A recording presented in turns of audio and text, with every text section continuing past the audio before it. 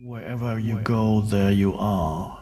So wherever you go, you carry your mind and the conditioning of your mind with you. So that is the challenge here on our retreat, to transcend the conditioning of your mind, the habitual way of interpreting, the habitual way of reacting to things, habitual mind patterns. If a mind pattern in you is that you frequently and very quickly become discontent with where you are, if that's a pattern in you, then that pattern will arise here also. If your mind pattern is one that loves complaining and finding fault with things, then it's very likely that very quickly this mind pattern will appear here also, despite the fact that you are in these wonderful, unusual surroundings. So you get surprising things that your expectations are not met in various ways. And that is a challenge to the mind, to the conditioned mind, because the conditioned mind wants its expectations met. And if they're not met, it gets uneasy, restless, irritated, angry, starts talking about what's wrong, either silently in your mind or to others. And if others can agree with you, then it's even better. Or you can go on the internet and then you get 1,000 people agreeing with you. So you always find those, in some of you, maybe one or two of you, that have that complaint pattern. I'm not saying if there's something really wrong, you shouldn't do something to rectify it. So if something is leaking in your room, say, no, I'm not going to say anything because I'm not supposed to complain. No, of course. You go to reception, say there's something there that needs to be rectified. That's not a complaint, it's just information. Complaint means there is an emotion behind it, and the emotion says this should not be happening. Then it becomes a complaint. Or it's your fault. Then it becomes a complaint. If it's simply presenting information, it's not a complaint. It's just a fact. And then the question is can anything be done about it? If yes, good.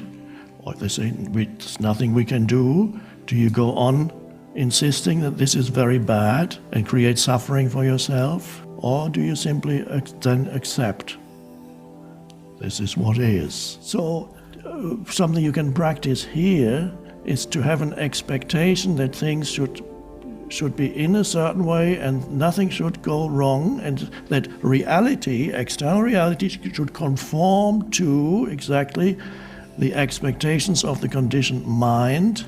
That creates ultimately unhappiness, because a lot of the time reality does not conform to the expectations of your mind. In some ways it does, in other ways it doesn't. And not only in a retreat, but also daily life, as you might have noticed. One damn thing after another. One damn thing after another. And then the mind says, I can't take anymore. Of course, that's just another thought, completely untrue. You can take anything if you drop the thought and say, this is what is. So you practice here, letting go of the expectations of your mind and live in alignment with what is, internal alignment with what is, rather than demanding that something should be otherwise. The exception is conveying information so that something can be changed if it can be changed, that's understood. Or doing it yourself, clean it up, do this, do that. That's fine. But other than that, see if here, make it your spiritual practice to live in alignment with the isness of the present moment and honor the present moment and bring a kind of appreciation to the present moment. Appreciate, while you're here, appreciate whatever the present moment presents to you. Another word for it is you welcome the present moment.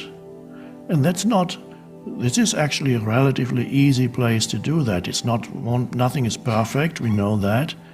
But this is You're in a protected setting, and it's relatively easy here to welcome the present moment. It might be easier here than to be at a crowded airport and the flights have been cancelled, or to be stuck anywhere, or to be in a hospital. Then things, big things, small things happen. Wherever you go, welcoming the present moment is the practice that gives you access to the spiritual dimension, to that which is beyond the person in yourself. It seems too simple almost, but let that be your practice